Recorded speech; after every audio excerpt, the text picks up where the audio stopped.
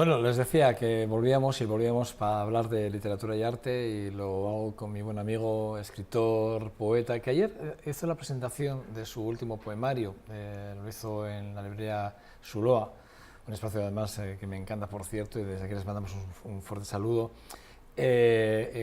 donde además vendió muchos de su último trabajo y muchos otros trabajos. Firmé ejemplares. Al autor le corresponde firmar ejemplares. Firmó. Bueno, él no vendió, él firmó ejemplares. Hola, ¿qué pamurba? ¿Qué tal estás? ¿Todo bien? Muy bien. Bueno, muy bien, la verdad es que felicitarte. Te felicito antes, ahora lo hago público, pero te felicito antes porque la verdad es que fue muy bonito, muy ameno. Siempre que haces las presentaciones, la verdad es que las haces muy sencillas, la gente lo entiende todo muy bien, hablas de tus sentimientos, que es lo que además acabas de plasmar siempre entre líneas, y da gusto, ¿eh? Gracias. Intento comunicar un poquito lo que generalmente no se dice del mundo del libro o del mundo de la poesía, que es bien difícil, ¿no? Entonces intento hacer unas presentaciones didácticas y amenas e incluso divertidas, un tanto diferentes, porque yo cuando me toca estar como público, la mayoría de las veces me he aburrido con mis colegas. Entonces he aprendido a darle frescura, ser original y sobre todo ser muy dinámico. Creo que lo consigo y que el público termina interactuando y finalmente también, si yo cuento cosas, el público me las cuenta a mí. Bueno, él ha elegido hoy una de las autoras de las cuales me encanta.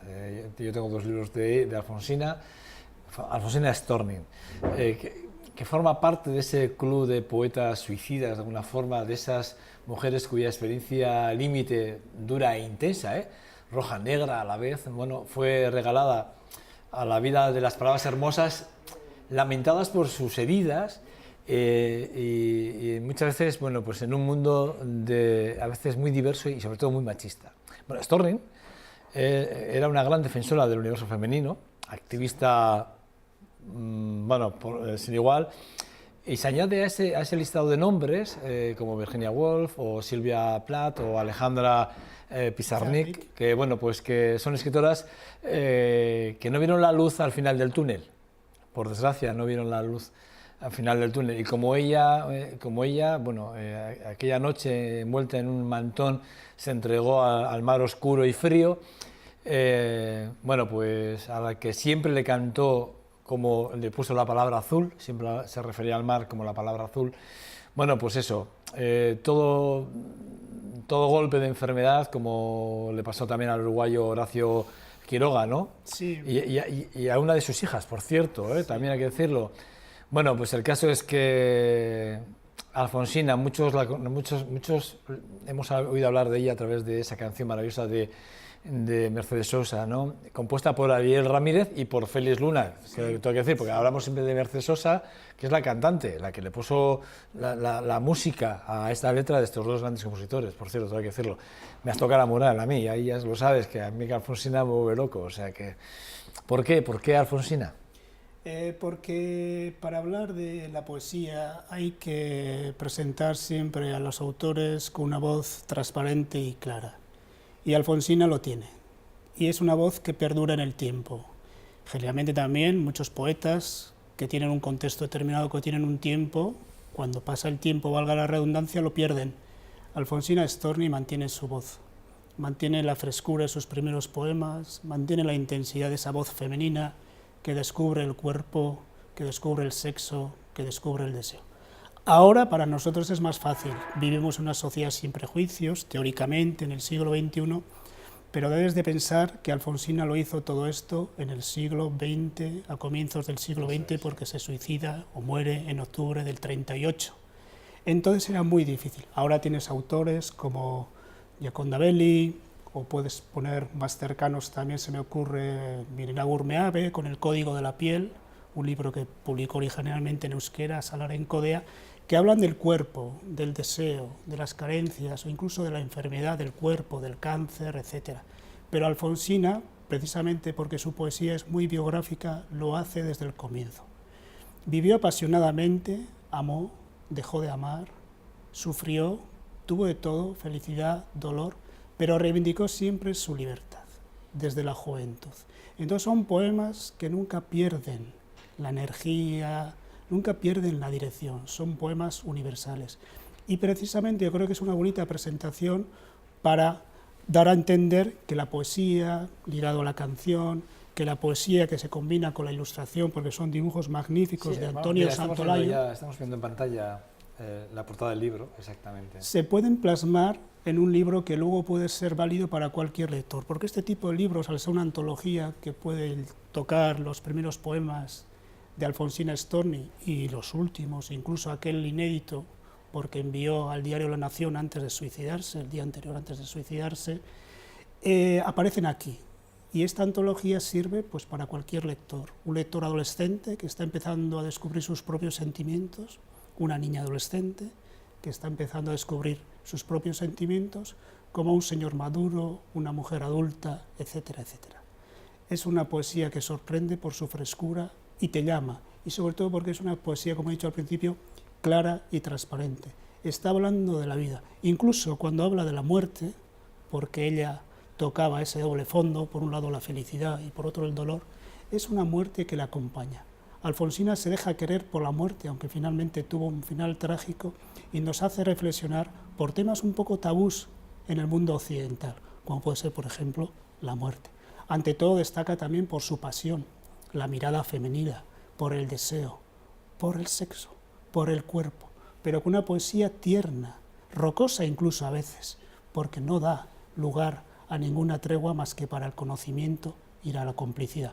Muchas veces el hombre no sale bien parado, porque como has dicho en la presentación, pertenecía a una sociedad muy machista, especialmente en Latinoamérica, que todavía mantiene ese machismo latente en muchos aspectos relacionados con la mujer. Por eso mismo pienso que, pese a ser una poesía que nace a primeros del siglo XX, todavía tiene cabida a comienzos del siglo XXI. Alfonsina Storni. Las ilustraciones de este libro son de Antonia Santolaya, que son preciosas, por cierto, son unas ilustraciones preciosas. No sé si podemos enfocar alguna más, que las tengo aquí en mi tablet ahora, pero bueno, son las ilustraciones que además, que digamos, sitúan a la poesía de Storni, la recolocan muy bien. Sí, son dibujos coloristas, expresionistas, que muestran la naturaleza, muestran también la realidad de alguno de sus poemas, aparece ella, un retrato de ella.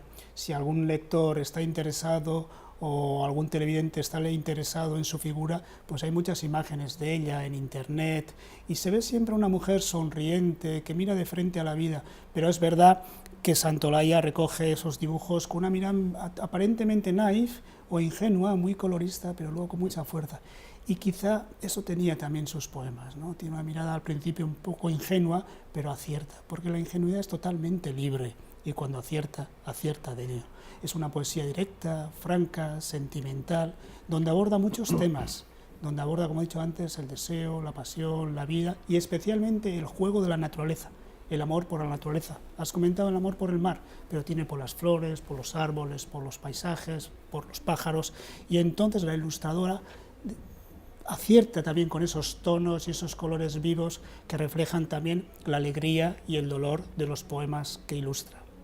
Yo he leído, tenía tengo dos libros, los he intentado buscar para traerlos, pero tengo cajas. Entonces no me daba tiempo, y anoche, por asistir a tu presentación, pues evidentemente tenía que hacer otros deberes, otras obligaciones.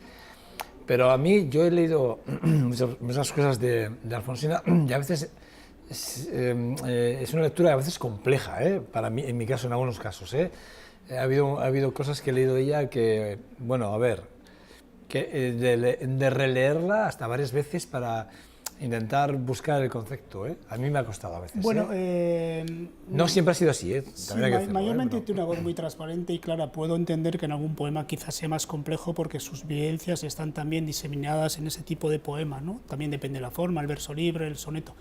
Yo suelo recomendar a la gente, cuando se encuentra con un poema, un texto literario un tanto complejo, que no deja ver las claves al principio, que se deje guiar por sus propias intuiciones. Es lo mismo que pasa cuando escuchamos una música que igual un tanto conceptual, que no entendemos al principio, luego con el paso del tiempo se le hace mucho más asequible. O cuando vemos un cuadro, no tenemos que entender muchas veces la referencia histórica o literaria o el peso biográfico que pueda aparecer en ese cuadro y que guarda el pintor como un secreto. Nos podemos guiar de la intuición, nos podemos guiar de otro tipo de sensaciones.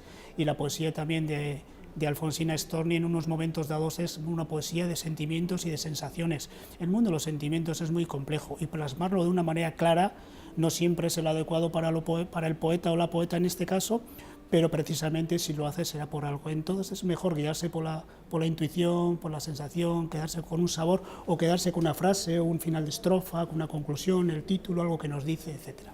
¿Nos vas a leer algo, Pepa? Sí, bueno, generalmente en un programa de televisión no sé si es recomendable leer un poema entero, pero puedo leer, si te parece, pequeñas piezas entresacadas de diferentes poemas. Pero me gustaría empezar con uno, porque este está escrito en 1916, pertenece a esa primera etapa, de un libro que se titula La inquietud del rosal. Fíjate qué bonito título, La inquietud del rosal. Por una parte habla de los sentimientos, la inquietud, y por otra parte es la metáfora de la naturaleza que lo traslada al cuerpo humano, la inquietud del rosal. Y se titula Injusticia, y en realidad es una declaración de intenciones que viene de un hecho de la infancia. ¿Cuántos de nosotros habremos tenido así hechos en la infancia que luego han marcado nuestro carácter o nos han marcado nuestras vidas o nuestras vivencias? Este lo voy a leer entero, los demás pequeñas piezas, si te parece, si me permites. Injusticia. Tenía entonces 10 años. Robaron algún dinero de las arcas de mi madre. Fue un domingo, lo recuerdo. Se me señaló culpable injustamente y el reto que hicieron a mi vergüenza se me clavó aquí, muy dentro. Recuerdo que aquella noche, tendida sobre mi lecho, llegó un germen de anarquía a iniciarse en mi cerebro. Es una postura vital, es una postura, una declaración de intenciones, y aquí hay una raíz de lo que es ella.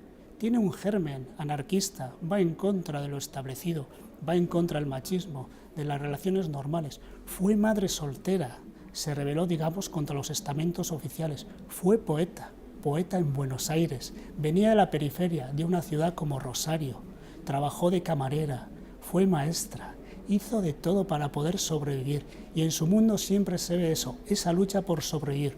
Por un lado la realidad práctica, el día a día, en el amor, en el trabajo, y por otro lado el mundo, los sueños o la poesía, que le lleva a jugar con la vida y la muerte. Es magnífico, con poco dice mucho. Un poeta, un escritor, cuando dice con poco mucho, es lo mejor que un lector se puede encontrar. Increíble, ¿eh? Increíble cómo me has descrito ese poema. Me parece, vamos, claro, eso solo puedes hacer tú, Kepa. No bueno, eso solo puedes hacer tú. Yo no saqué tanta conclusión de ese poema, vamos, ni con mucho tiempo de lectura. ¿Eliges este libro por algo especial? Sí, porque es un libro que sirve para introducirse a la figura de Alfonsina Storni, y también porque me gusta la editorial nórdica. Muchas veces cuando vemos un libro, los lectores se guían por un título determinado, por un autor. Yo soy un tanto diferente, me imagino, porque soy un profesional y me guío también de referencias. Nórdica es una editorial que publica muchos autores nórdicos, como bien dice la editorial. Publica, por ejemplo, ha publicado a Thomas Trastormer, el premio Nobel de Literatura del año 2011, que también es un poeta muy austero, que defiende la música, la naturaleza, los pájaros, algo que tiene que ver con Alfonsina Storni. Tiene colecciones muy clásicas donde pueden aparecer Balzac, Capote, gente ya con un peso muy clásico como Borges, pero finalmente tiene una colección Las grandes mujeres y aparece con Alfonsina Storni. Y entonces aquí hay una recopilación de los mejores poemas o los poemas más sentidos, más personales, de sus pocos libros. ¿Este caso era del 16? Sí, de sus pocos libros. Ella murió muy joven, en un momento dado, y publicó bien poco, y luego han aparecido algunos poemas, antologías, etcétera. Pero para introducirse un poquito a la figura de Alfonsina Storni, para introducirse de una manera tierna, directa, cómplice, este libro creo que es la mejor puerta, ¿no? Mira, estamos viendo en pantalla ahora uno que yo he elegido así al azar, una fotografía, Bueno, Hombre pequeño. Ah, bueno, ese es un poema muy famoso, sobre todo porque... sí, lo voy a leer, yo lo tengo también aquí. Hombre pequeñito se titula y es... Ah, pequeñito, perdón, sí, es que lo estaba leyendo aquí desenfocado. también perdón, pertenece a la primera época, al año 1919 del libro Irremediablemente. En la primera época, más allá de sus reflexiones filosóficas sobre la muerte, la vida, etcétera, busca también una provocación directa con el hombre. No es una mujer que repudie al hombre, que vaya en contra de él, no, todo lo contrario. Lo que sí defiende es la figura, el cuerpo, la identidad de la mujer. Y entonces el hombre a veces aparece como debe de aparecer, muchas veces como un cómplice, como un amigo, pero a veces pequeñito. Voy a leer la última parte de este poema porque creo que el final retrata muy bien un poquito la visión que tenía esta mujer, que se sentía ante todo muy libre en sus relaciones, en sus deseos, en su comunicación vital con la naturaleza y con los seres humanos. La última parte dice así: estuve en tu jaula, hombre pequeñito, ¿qué jaula me das? Digo pequeñito porque no me entiendes ni me entenderás. Tampoco te entiendo, pero mientras tanto, ábreme la jaula que quiero escapar. Hombre pequeñito, te amé media hora, no me pidas más. Lo dice con mucha ternura, lo dice con mucha elegancia, sí, pero sí, lo que dice muy expresivo. Es muy duro. Imagínate un hombre, ¿no?, cuando se encuentra con una mujer y una mujer toma la libertad de decir lo que piensa verdaderamente. Y luego el dibujo ilustra una cosa muy bonita. Yo lo he visto en Latinoamérica. Sí, a ver si podemos poner el dibujo mientras que sí. lo comentas. Es una jaula con un pájaro, ¿no?, que parece un canario. En realidad es un canario porque se menciona la primera estrofa al canario que quiere volar, ¿no? Y lo he visto trasladado también a la iconografía de otras pintoras, generalmente mujeres en Latinoamérica. Recuerdo una de Débora Arango, la pintora colombiana, acuarelista y expresionista, que tiene así una jaula pero rodeada de monjas, y en vez de llamarle así hombre pequeñito o el canario, le llama el cardenal, porque también es otro pájaro.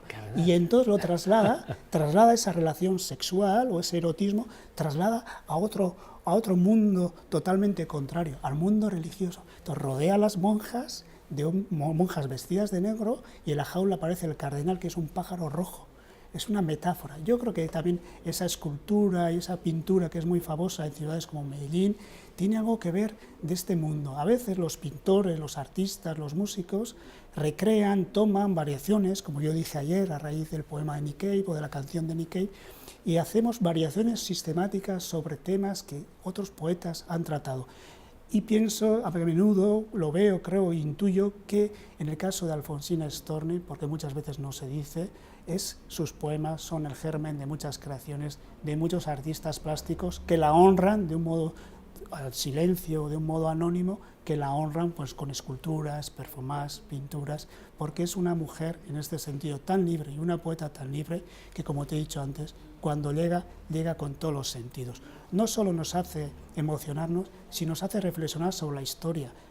Es fácil entenderlo ahora, pero echa un vistazo y piensa que estamos hablando 100 años antes. Y 100 años antes, la situación de la mujer... Sí, 19. Sí, casi 100 años. Y la situación de la mujer era muy, muy complicada. Y Alfonsina reivindica una voz maravillosa, una voz con el paisaje, una voz con el cuerpo, una voz con la libertad. Bueno, la canción de Alfonsina, de Mercedes Sosa, bueno, la que interpreta Mercedes Sosa, a la que le pone Mercedes Sosa música,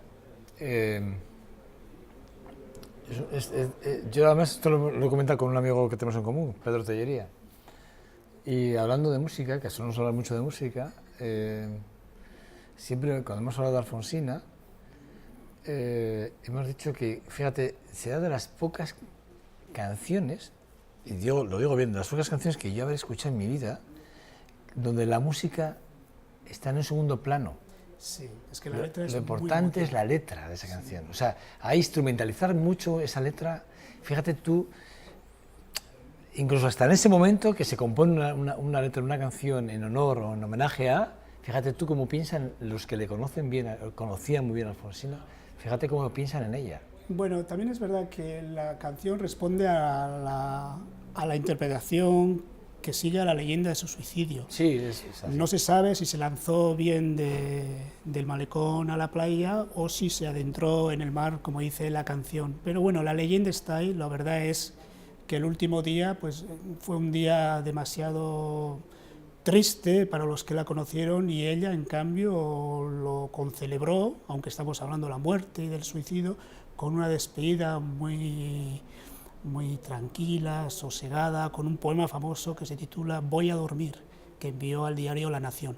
Previamente, antes, buscó una habitación, reservó una habitación en un hotelito, en una pensión de Mar del Plata, y previamente se despidió con una carta de amor maravillosa a su hijo diciéndole, cuando le confesaba que le quería por encima de todo, y escribió ese poema, Voy a dormir. Lo voy a leer porque el final es una maravilla, porque lo hace, es una despedida, pensad que es una despedida de un suicida que va a dejar la vida, una vida que ella ama por encima de todo en sus poemas, no es una vida que ella justifique a través de la pesadumbre y todo lo contrario, ella defiende siempre la vida, pero por unos avatares muy especiales como la muerte o el suicidio de Quiroga, de la hija, su enfermedad, que tuvo un diagnóstico muy extraño, el sufrimiento que padecía, etcétera, etcétera, le llevaron a perder cierta energía, le llevaron a perder el equilibrio y finalmente a tomar una decisión dramática donde los haya. Entonces voy a leer... Sí, pues estamos hablando de hace 100 años, estamos hablando de un momento en el que la medicina tampoco había avanzado mucho en ese sentido, y el sufrimiento era mayor que el que hoy se conoce con la misma enfermedad. Sí, entonces este es un poema que quedó inédito, que no apareció en ningún libro, porque en el año 38, cuando sucede esto, ella publicó Mascarilla y Trébol. Sus títulos también son muy emblemáticos, con poco dice mucho, Mascarilla y Trébol, ¿no? Fíjate qué bonito. Mascarilla y Trébol. Fíjate, mascarilla. Lo relacionamos con una mujer, el trébol ¿con qué? Con la suerte. Con la suerte, sí, claro. Sí, claro. Con poco siempre dice mucho. Y fíjate, a la muerte, lo titula así, Voy a dormir.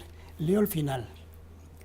Déjame sola, oyes romper los brotes, te acuna un pie celeste desde arriba y un pájaro te traza unos compases para que olvides. Gracias. Un encargo. Si él llama nuevamente por teléfono, le dices que no insista, que he salido. Es una despedida en calma. Me recuerda también a una despedida famosa de Cesare Pavese, otro suicidado, que dijo aquello de, bueno, no murmuréis, ¿no? Dejó una nota escrita en la mesilla del hotel donde se suicidó, no murmuréis, ¿no?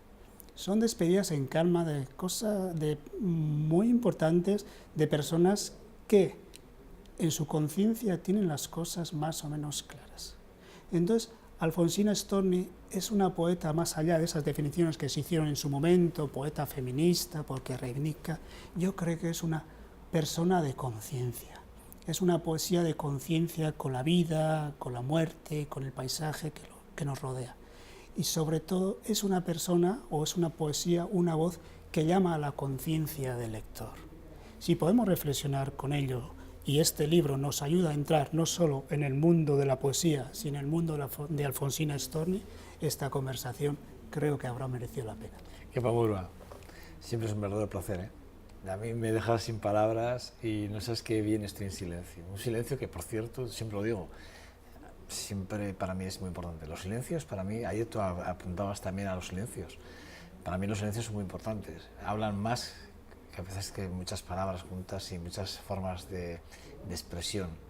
Hablan más.